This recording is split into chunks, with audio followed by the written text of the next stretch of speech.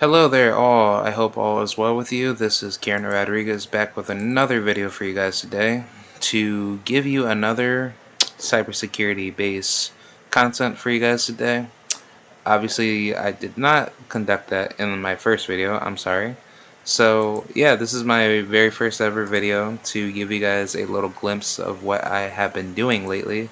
Sorry that I haven't been able to be back up to date, but I have been putting a lot of work in, and I am working with my Google Cybersecurity certificate program, and I wanted to conduct a project to show you that is pretty simple. Well, it looks simple, but it's really complex, and I figured that I would share this on my channel to add this to my portfolio to show you and many other people that are interested of looking at what I am going to present you, which is conducting a internal security audit.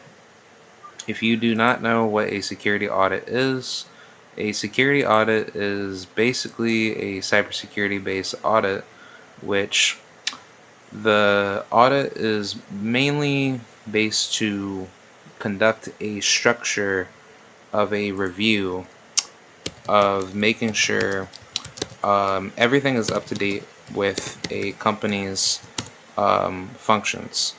And basically, security audits come in two forms, which is a internal and external audit, and that involves the following procedures: where a business uses its own resources and a internal audit like a department. And the internal audits are used when an organization wants to validate business systems for policy and procedure compliance. So technically this would mainly be like a inspector type of thing, but in the cybersecurity sense. So if a company like, I don't know, I'll just use a company like FYE. If they hired me as a cybersecurity professional to test their systems and policy procedures, to make sure everything's up to date with what they're doing as a company, to make sure that they're not going through any legal battles with any government um, drawback that would eventually hurt them in the future. That's exactly what internal security audits are, where assessments are being done to conduct the proper means to protect individuals and the company themselves to make sure everything is up to date to the regulatory compliance standards. So let's get this show right up on the road. I know Cyrax is pretty happy to do this, so yes, let us commit the cyber sector initiative as we show you the content right here. So give me 1 second, I will show you the content. Hold on. Alright, here we go. So this is the project. I've already gotten it completed, but I'm going to just show you for the content of this video. And basically what I ended up doing is that you have to go through this scenario where this company called Botium Toys is a small company. It has a physical location where they basically give you all the details word for word to show you what they're doing and where they're located and what their functions are as a company. And it says right here that the manager of the IT department has decided that a internal IT audit needs to be conducted, and she expresses concerns about not having a solidified plan to ensure business continuity and compliance as their business grows. She believes an internal audit can help secure the company's infrastructure and help them identify and mitigate risk, threats, vulnerabilities to critical assets. The manager is also interested in ensuring that they comply with regulations related to internally processing and accepting online payments and conducting business in the EU. So pretty much a domestic and international situations that could be a concern to the business. But basically, as this is being explained, it's basically going by the National Institute Standards of Technology and Cybersecurity Framework with NIST and CSF, to establish the audit scope and goals, listing assets currently managed by the IT department, and completing risk assessment. And the goal of the audit is to provide an overview of the risk or fines that the company might experience due to the current state of their security posture. So my task is to review the IT manager scope, goals, and risk assessment report, Then perform an internal audit by completing controls and compliance checklists. So they give you the documentations, they give you these two links, which I'm going to show you right here.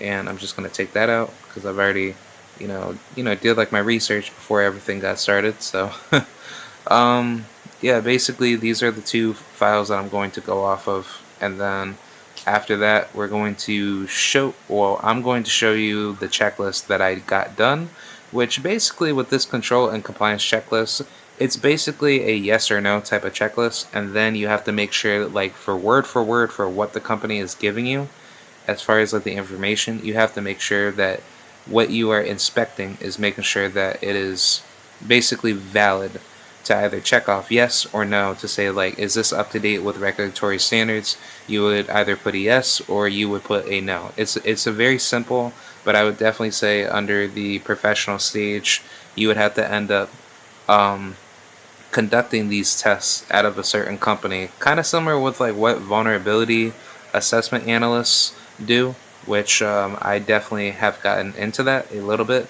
with Nessus, and I'm definitely getting better with it every day. But this is very, very similar to what a vulnerability assessment worker would do in the cybersecurity lens of that nature. So I would say that this is a little bit similar to it, but it has its faults. Well, it has its differences of what this assessment is to be conducted. And then lastly, once we go through the yes or no section of this checklist for the controls and compliance checklist, there's a recommendation section that you can provide to the IT manager after the compliance checklist is done, or controls and compliance checklist is done. So in step number 3, you go through the assessment checklist. You use these statements to review your work. I already did this, so I'm not going to be showing that. I'm just going to be showing you what is basically shown right here with the scope and control categories. And then give me 1 second. Hold on. All right, I'm back.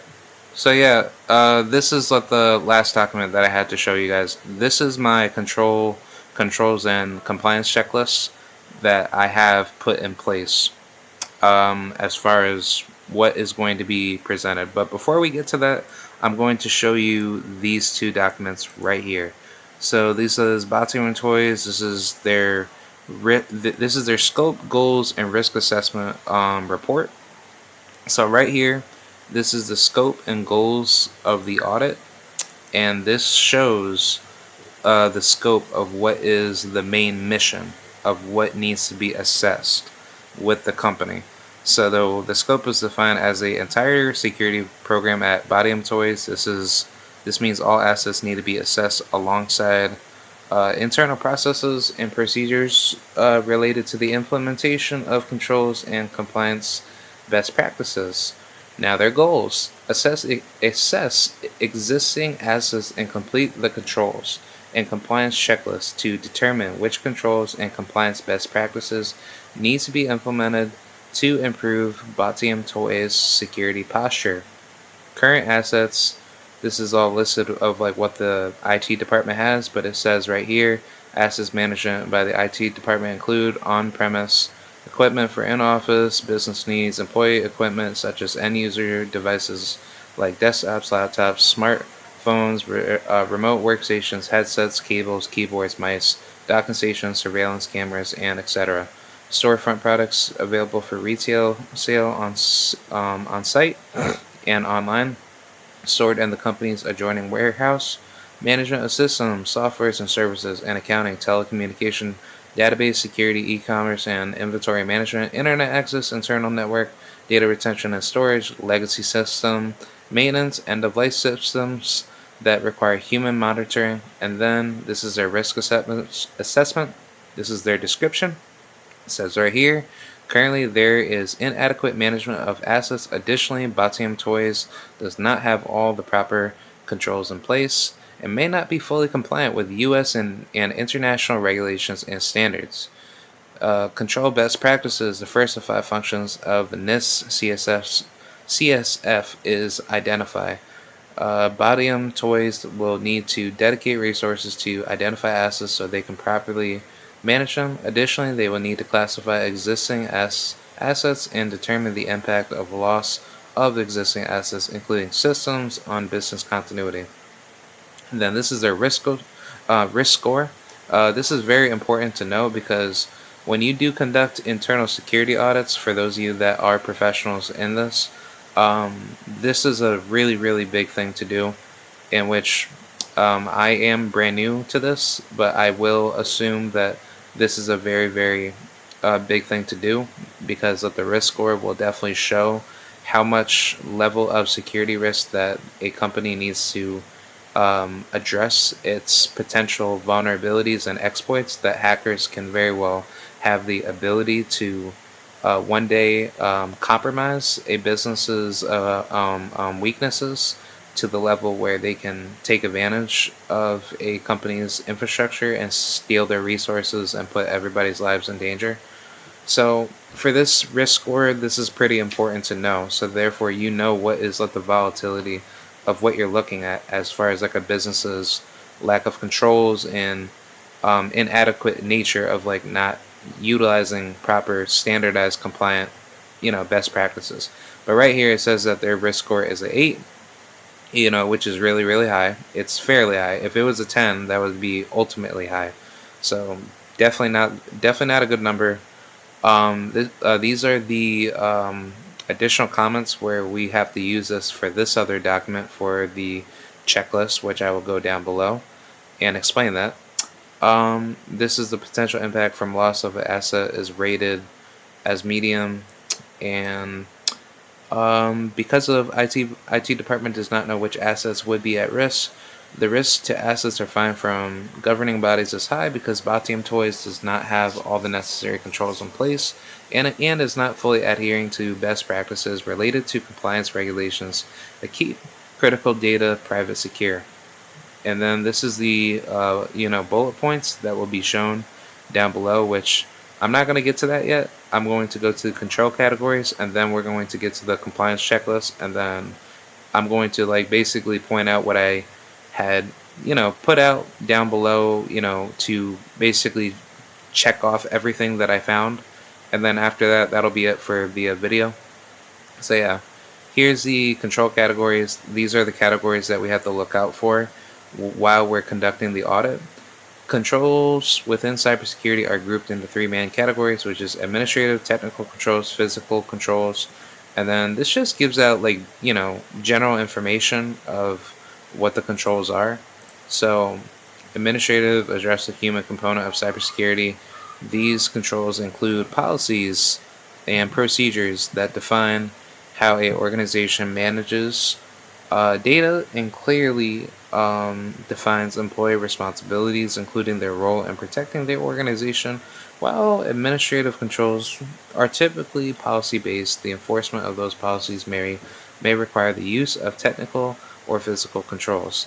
Technical controls consist of solutions such as firewalls, IDS, which is intrusion detection system, and IPS, which is intrusion prevention system, antivirus, products, encryption, etc. Technical controls can be used in a number of ways to meet organizational goals and objectives. Physical controls include door locks, cabinet locks, surveillance cameras, badge readers, etc. They are used to limit physical access to physical assets by unauthorized personnel. Then these are the control types, but they are not limited to preventative, corrective, detective, and deterrent controls. And these controls work together in defense in depth and protect assets. Preventative controls are designed to prevent an incident from occurring in the first place. Corrective controls are used to restore a asset after an incident. Detective controls are implemented to determine whether a incident had occurred or is in process, and deterrent controls are designed to discourage attacks. So basically, this just gives you the whole rundown of the managerial controls, or the administrative controls of like what is considered preventative, corrective, or deterrent or detective. I don't really need to, go down, through this, but if you guys want to take a look at this and read this, do what you have to do. But this is all good information to put you in the right mindset of like what we need to do as far as like what we are looking for with the points that I'm going to be finding. So these are the policies, which is preventative for password policies and access control policies. Then disaster recovery, that's corrective. These are obviously the purposes down below that you can see here with least privilege to reduce the risk, and same thing with disaster recovery. And then, everything, gets properly explained to you. So therefore you have everything right in front of you of what you need to do while looking at the documentation that I will be sharing to you with the checklist right here, along with this document right here, which will be our comments of what we need to take a look at in order to conduct the internal security audit. So yeah, I'm going to close this one, and I'm going to pause this video, and I'm going to split both of the screens, and I'm going to show you the final step of how to complete this audit. Alright, here we go. This is the final sector of what we need to get done. So hold on, give me 1 second. I'm going to get that text taken out real quick. Alright, so yeah, here's our final setup of what we need to get done. So right here you see the controls and compliance checklist. This is everything that we have to look at in order to conduct our assessment. So this is basically the checklist to report anything that we suspect to be truthful of what we see out of the company details. And therefore we are assessing to determine if everything is meeting the compliance standard of what the company is going through, that being Batium tools. So if you're doing the same thing with Microsoft or EA games, or let's just say, I don't know, Sephora, or, Riot Games for League of Legends, or Sony for PlayStation, this is exactly what a internal security audit would look like in principality of what they would do to function the managing sectors of what is needed to be checked off, whether if it's yes or no for least privilege or disaster recovery, and etc. So let's go one by every single one of these, and then we're going to do the same thing for this section right here. And then after that, I'm going to talk about my recommendations that I put down into this section. And yeah, that's pretty much it. I will have, let the well, I think this is like something that I can't really upload. This is pretty much the documentation that I will have. But if anything, I could probably try to put it through my GitHub, and then if you guys want to try it out yourselves to do the same thing, you could just basically write up a, like a chat GPT generated, problem per se, where, you could actually even do it through through chat GPT, where you could have the AI bot do the same thing without the same setup, and therefore you could have it set up the same way, where you can, just make up a generic example of everything that's basically being written down with this document, and then just try to do it yourself to have a checklist to basically see how everything is being put up to date. And that's very good practice for you to put under your belt, to understand how internal security audits are properly assessed. So yeah, let's get right into it. I want to get this done for you guys and then be up out of here. So right here we've already discussed everything right here with the scope and the goals and the assets. These are everything with the practices and the risk score. So this is all the details that we have to be looking at right here, with everything with the additional comments of what are the impacts that this company goes through, which is Batium toys. So here's the very first point right here that I checked off no for least privilege. So you look at everything that they have right here, and you just basically go down and look at everything that they wrote down. And for least privilege, it will be shown right here. Access controls pertaining to least privilege and separation of duties have not been implemented. I put down no, so you check off no. So for disaster recovery, plans, you do the same thing. It's right here. There are no disaster recovery plans currently in place, and the company does not have backups of critical data. So I check that off as a no. And let's do password policies. I put that down as a no. Although a password policy exists, hold on, let me just highlight that for you guys. Although a password policy exists, its requirements are nominal and not in line with current minimum password complexity requirements, i.e., at least 8 characters, a combination of letters, and at least one number and a special character.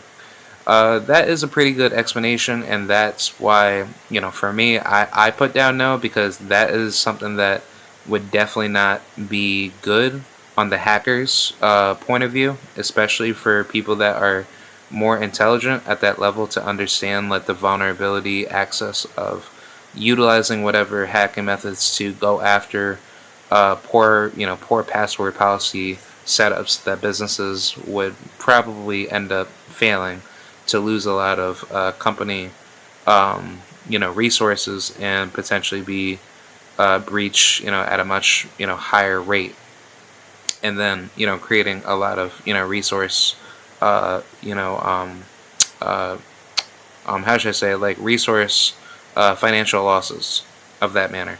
So let's do the separation of duties. I put down no, so I will go down where I find the separation of duties.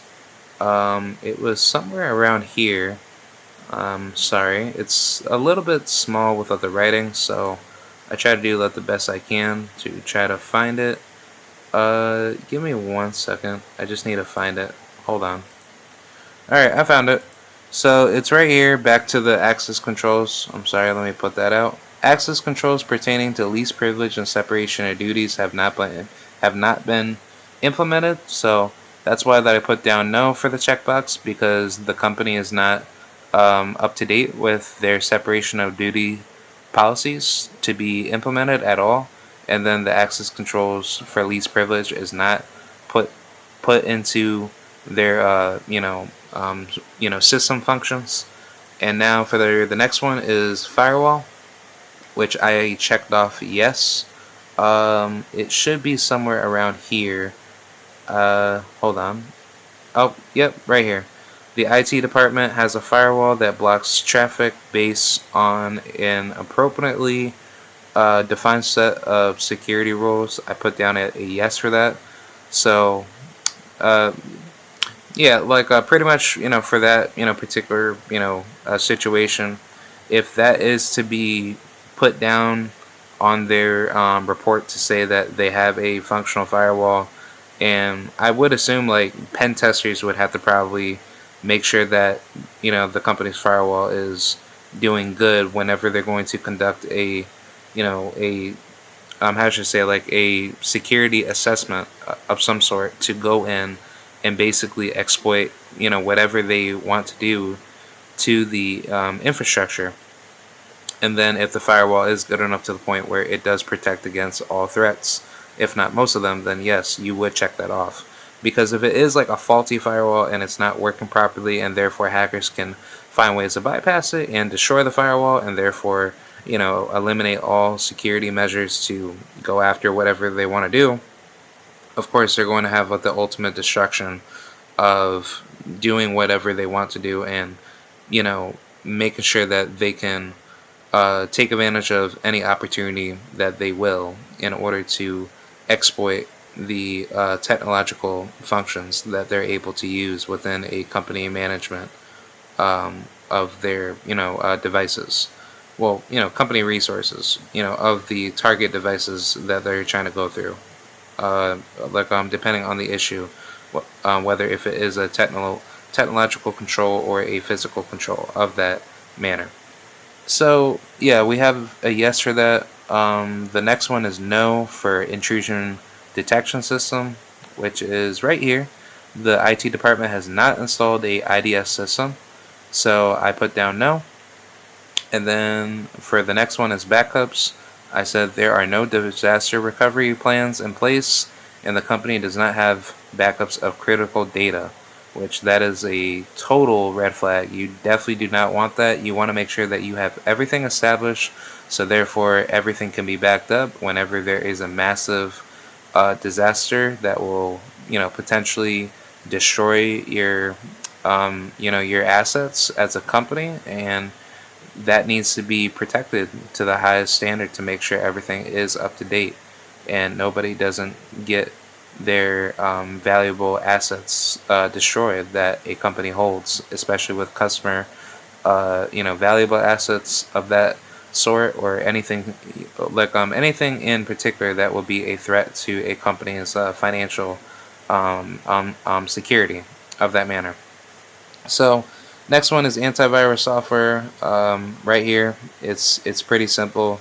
They have an antivirus software that is installed and monitored to be regularly, checked by their IT department. And then obviously, with this next one is pretty, like a pretty broad, but it's very simple. It's manual monitoring, maintenance, and intervention for legacy systems. Right here, while legacy systems are monitored and maintained, there is no regular schedule in place for these tasks, and intervention methods are unclear. So this is pretty simplistic to understand, but for those of you that don't know what that is basically being told, that is pretty much basically stating that based off of the monitoring of their systems for Batium toys, they have the systems monitored and maintained, but there's no scheduling process that is being put in place for those task and intervention methods to make sure that it's being continually watched for any potential activity for the threats to be detected as soon as possible. So basically, if there is no, functioning, how should I say, scheduling methods to make sure that everything is basically being monitored at a high speed level in real time to deter against the threats that are coming after the organization that they're trying to attack, i.e., the bad hackers that are trying to commit the intrusion. That is definitely going to throw a huge red flag for the company to be attacked while they did not detect the situation at the right place at the right time, where the individuals that represent the cyber attack with the hackers, they will make sure that they will take their opportunity as quickly as possible to commit the intrusion, and they will successfully proceed with their means of what they want to do with their goal. So I definitely put down a no, because that is definitely not something that the regulatory standards would be met with cybersecurity. Encryption. This is pretty simple. It's actually right here. Encryption is not currently used to ensure confidentiality of customers' credit card information that is accepted, processed, transmitted, and stored locally in the company's internal database. That is a huge red flag. You should always have encryption put in place for your consumers and for your employees and for anybody, because encryption falls under confidentiality, part of CIA, confidentiality, integrity, and availability. Especially with credit card information, that is a huge red flag. You do not want to have that completely tampered with. That is the ultimate recipe for disaster, and that's something that criminals will very well take advantage of, and they will use that for their bad intentions of what they want to do, for the crimes that they want to commit up against you. So yeah, I put down no for that. So after that, we have password management system. It's pretty much right here.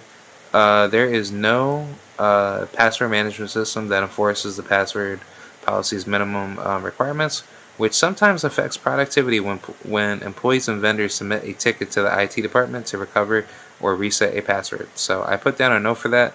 That is a huge red flag. You do not want to have something that is broken like that. That is definitely rule number one, to make sure that you have a centralized password management system that is heavily established, where there is very strict requirements to set up your passwords, and making sure that everything is up to date with every password that is being used, whether if it's by a employee or vendor or just anybody that logs onto the computer, that will easily force a huge exploit for a potential cyber criminal to take advantage of, if there's the opportunity to go after that vulnerability to attack certain users that it wants to go after, or the hackers or the attackers want to target to go after. So yeah, that's definitely a huge red flag. I put no for that.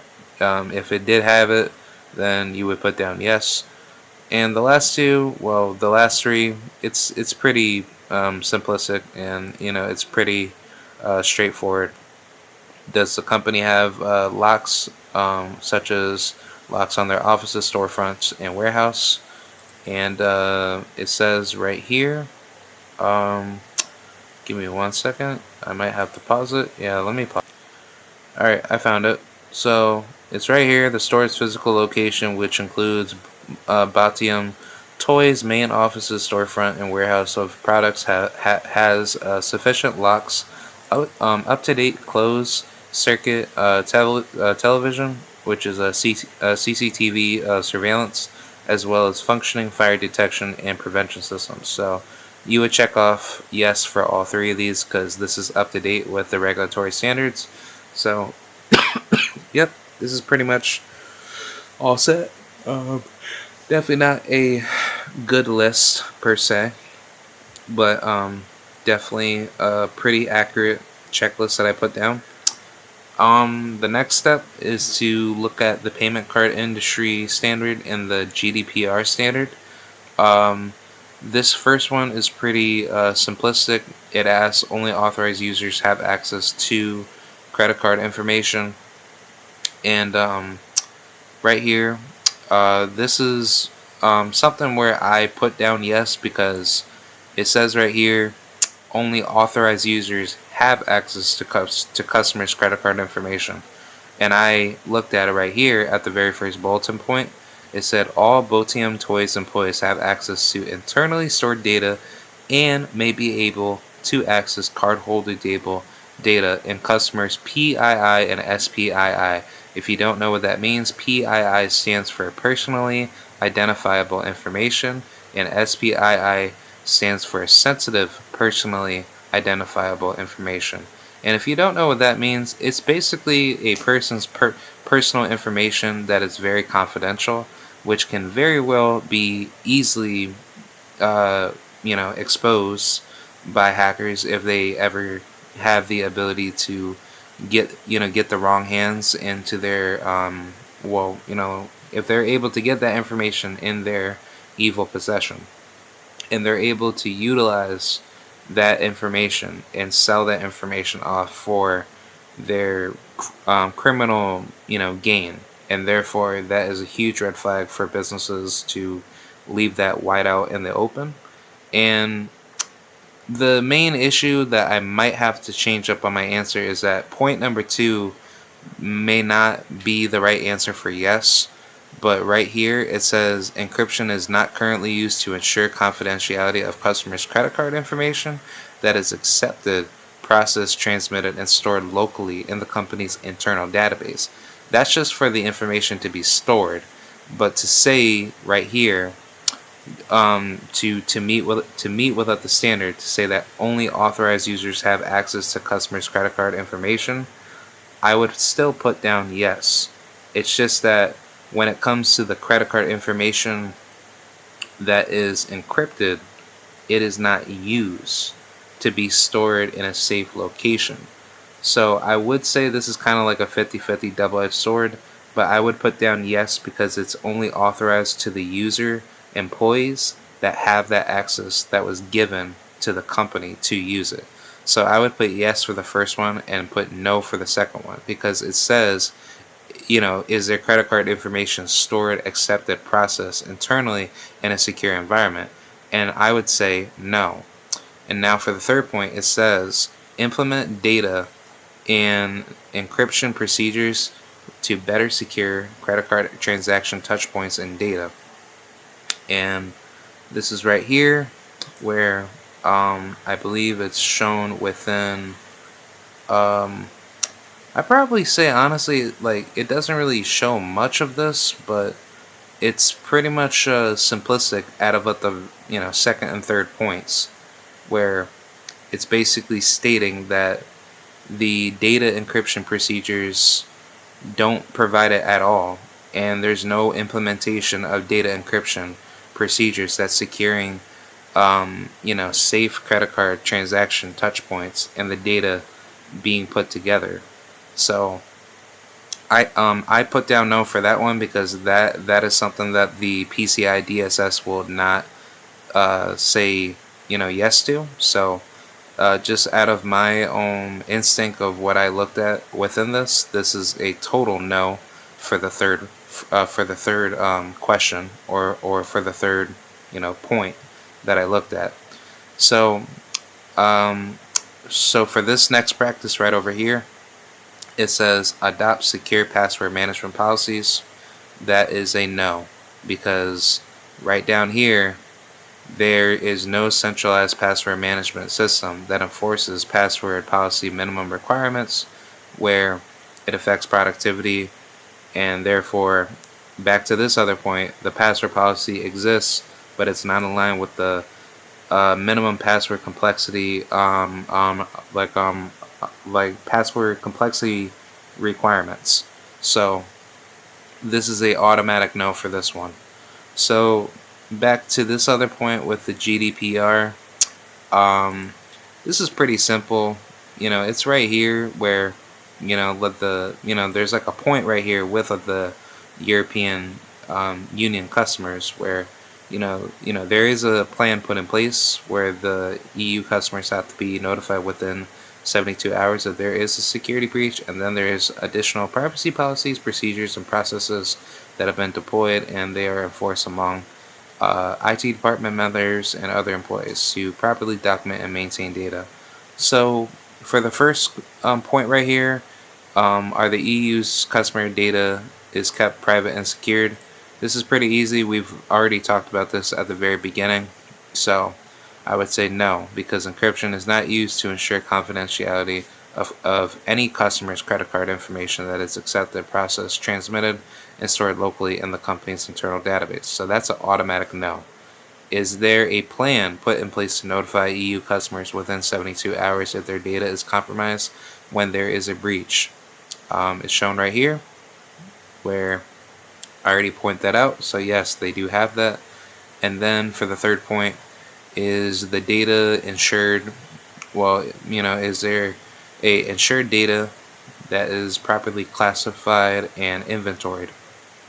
And that is no, because it was not shown within this report that the data is being properly classified and inventoried, where it's being stored in a secure location where the data can never be touched at all, and therefore, um, you know, therefore that the policies alone can be put into those, how should I say, confidential, confidential security permissions to prevent anybody from touching it. So no, the data is not being properly classified to make sure that it's completely anonymous, that nobody else will be able to see it. So no, this third point is a absolute no, for which I checked off. Now for the next one, this is pretty simple. This is, obviously, is the company enforcing privacy policy procedures to process, to properly document and maintain data? Yep, it's right here. As you can see right here, additionally, privacy policy procedures and processes have been developed and are enforced among IT department members and other employees to properly document and maintain data. So yep, it's right there. So that is a automatic yes for that. So yeah, let's get right into this one. This is a little bit tricky, but this is pretty simple. So this question right here is being asked for our user access policies are being established, and I would say no, because the access controls are not putting up to date, and the user policies are pretty broken with people, that are employees don't have proper passwords, and everything's really clunky. So I put down no for that. That's definitely not something that I would do, and I don't see that as far as like what I conducted within the observation of what the whole like I should say security assessment report what we like was being shown. So yeah, that is an automatic no, because if the user access policies were properly like established, then I would have said yes for this, but I put down no because there was no proper user access policies being established in the first place. So for the second one is sensitive data, which is PII and SPII, is it confidential and private?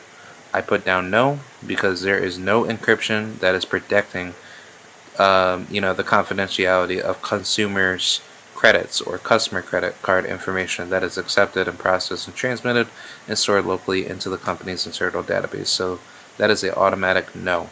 That is completely compromised for hackers to take advantage of and utilize whatever criminal methods to go after potential victims. Is there data integrity to ensure data is consistent, complete, accurate, and has been validated? Yes, there is. And if you want to know why, I will show that to you right now. Hold on, give me 1 second. Alright, I found it. So right here, it shows right here within the risk assessment report right here, where the IT department has ensured availability and integrated controls to ensure data integrity. So yeah, this is yes for both of them. And then yeah, that's pretty much it for that. And this is pretty much at the final section, which I'm going to close this off, and I'm going to show you guys the like the final step of like what's going to be shown within this pretty much like the security audit, which is the recommendations to the IT manager, which I'm going to put that down to the IT manager. Yep. Okay. Yeah, so these are my bulletin points.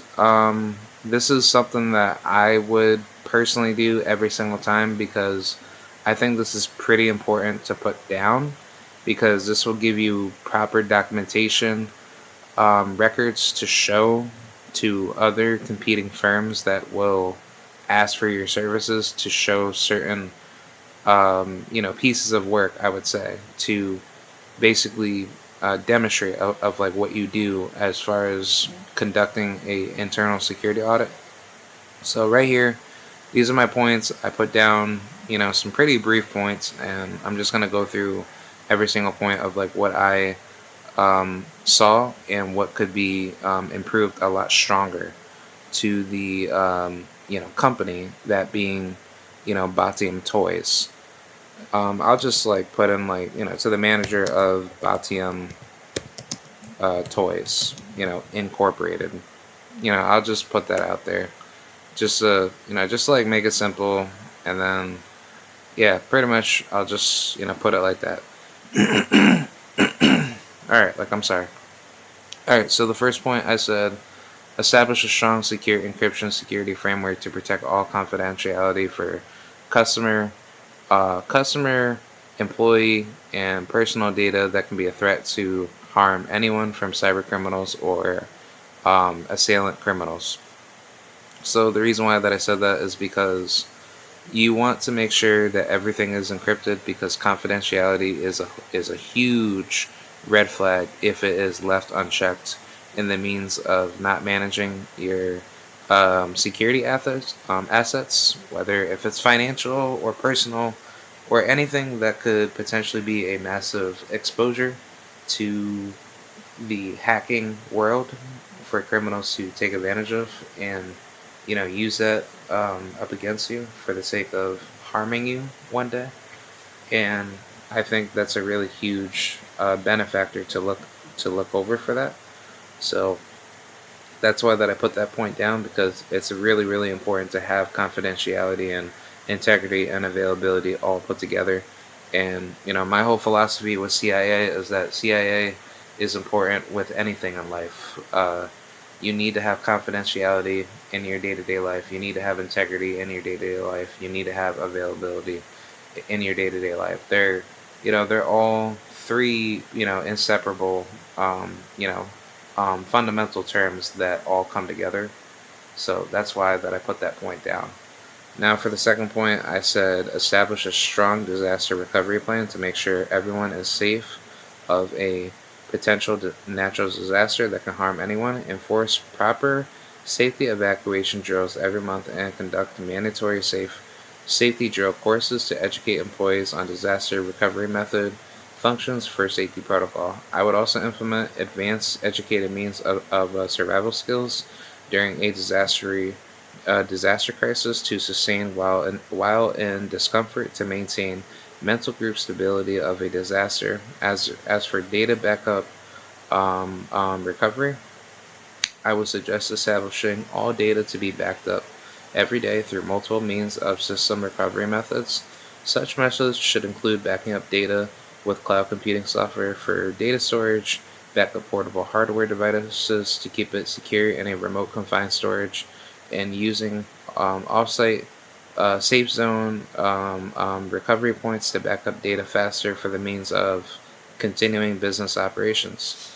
So the reason why that I put this down is because I think, like, for anything that can happen in the future, you want to make sure everything is being put up to date, and disaster recovery methodology can be used in any means possible to make sure that you have everything prioritized within your security framework, because you don't know when the next hurricane or the next tornado or the next lightning strike could ever happen, and that could ever hit your building or anything of that nature where your company can go through massive damages.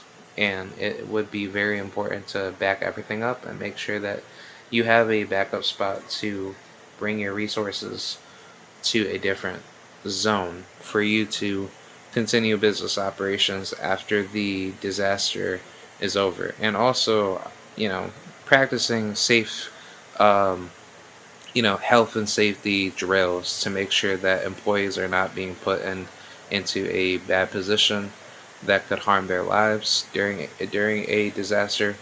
Having evacuation safety drills should be the number one priority. Do that, I would say, every single month, or at least do it once every 2 to 3 weeks. I think that would be pretty good to do.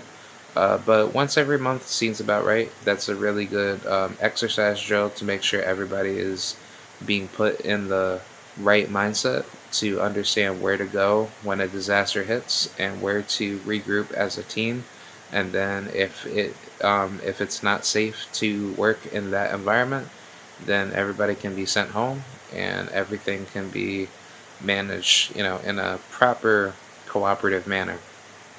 And I would definitely, try to, educate, more on, I guess, of the safety protocol with, disaster recovery, and, creating like a proper plan in advance to map things out before the disaster hits, to know what is there to be put in place before the potential disaster arrives, versus doing it late and not being like, I should say, ahead of plans to put yourself in a much grave danger that will hold things back further for disaster uh, um, occurrences to occur at a much grander level. So let's talk about the next point. Next point, I said enforce a strict access control mechanism to have very tight security measures to separate group policy permissions between users and administrators within a network. There should be a separation of duty functions within a business network to minimize vulnerabilities being exposed to faulty decisions made by undisciplined employees who wish to do wrong in the business environment. There needs to be massive least privilege access enforced onto all employees to mitigate potential risk of anyone faltering with company infrastructure that could result in higher threats if committed in the wrong hands of an um, uneducated employee. Reason why that I said this is because I think this is really, really important to make sure that everything that a company does is to be monitored, and there is proper non repudiation methods to, how should I say, record the actions of like what employees do, and therefore there is heavy, strict access control protocols to be applied to the users that are utilizing a company's infrastructure framework within the network, or anything that could ever be a risk, whether if it's online or offline within a company framework at a job. So that is something that I would put down to make sure that everything's up to date. Everybody is to be put in limited, minimal, least least privilege permissions, depending on the group policy. And there are certain levels that certain employees have depending on their position of what they do within that infrastructure. So therefore, there is a separation of duties, and there is a separation of positions that people work in their field to make sure that the mitigation is to be handled as quickly as possible if somebody does do wrong within a mistake of being given the wrong privilege for for unauthorized permissions that they weren't supposed to get. So that's why that I put that there, to make sure that that doesn't happen and it can be mitigated as fast as possible. Next point I have down is install a high secure, powerful intrusion detection system along with a intrusion prevention system to mitigate potential threats who wish to perform cybercrimes against a company organization, who wish to who wish to perform Yep. To mitigate potential threats who wish to perform cybercrimes against a company organization in the future. Also, update the IDS and IPS regularly, and have a 24-hour monitoring system powered by AI and human overwatch support to catch any potential threats who plan to conduct a cyber attack to invade a company's security infrastructure. Yep. Sorry. Yeah, like I should have put that down. The apostrophe. Yeah. So. Oh, I'm sorry. Hold on. Give me 1 second. Hold. All right, I'm back. So, yeah, that's pretty much it. I had that put down. So that's what I had down for that. It's pretty straightforward and simple. Have a IDS system and a IPS system to capture any hackers that are being caught within the security framework to mitigate potential threats that could ever become a massive issue for hackers, and therefore that can be taken down as soon as possible in a real-time effect to go after the hackers that wish to do harm. And I think also having the AI bot system put in place to have an AI bot monitor the security framework to provide like a automatic overwatch to detect any potential bad activity is good. And then obviously having human overwatch support would be a good idea as well, in case AI could be corrupted. So that would be good enough to have it. And then I think that's just a good thing to do to watch like the waves of internet traffic activity. And you could have like the logging system to make sure that everything is being put in place to go after the threats as soon as possible. And then my last 2 points are right here. I would enforce a strict password management system using using a software-based service called LastPass, which is a very, very good software, by the way. For those of you that don't know it, definitely get into it. It's a really, really good software that generates really heavily base creative passwords that will give you proper credentials for you to sign in. And this would be good to give a lot more difficulty to the hackers for them to not be able to figure out your password. And then I would also enable two-factor authentication along with a CAPTCHA verification method to verify users' credentials before logging into, um, basically any computer, for granted granted access. That's what I would say. Sorry, but um, yeah, that's pretty much it. It would also be good to have like an AI coded bot to detect a potential cyber actor planning to gain unauthorized access to users' information, and then this method will be used to help combat threats by conducting, like, how should I say, this would be a good method to go after the threats that want to conduct malicious intent to plan their opportunity to plan attacks that are, potential, undetectable cyber crimes. And I think, like the last point that I put down with this is that there should be a implemented randomized password reset once every month to make sure that employees put in like a brand new password. So, therefore, hackers are not able to get into the company infrastructure framework to protect individuals a lot faster and easier. Now, my last point is pretty simple. I would recommend enforcing a strict scheduling process for legacy systems to be put in place for watching potential hacking crimes occur.